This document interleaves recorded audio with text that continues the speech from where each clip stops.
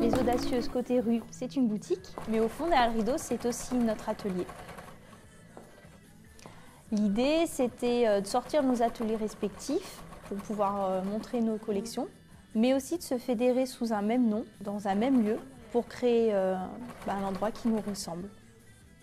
Quand nous sommes arrivés ici, le lieu était franchement minimaliste. Du coup, on a voulu créer notre chez nous, en y apportant notre touche déco, en chinant des meubles rétro, en les peignant ou les utilisant tels quels.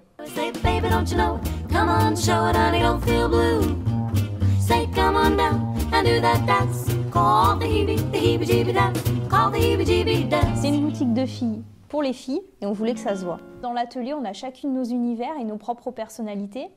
Alors Isabelle, c'est vraiment l'exubérance italienne avec ses luminaires pleins de couleurs, ses pampis, ses coussins rétro, ses pin-up, ses belles italiennes sur des coussins, des textiles retravaillés. Vanessa, elle est très influencée par les années 20 et par l'Asie.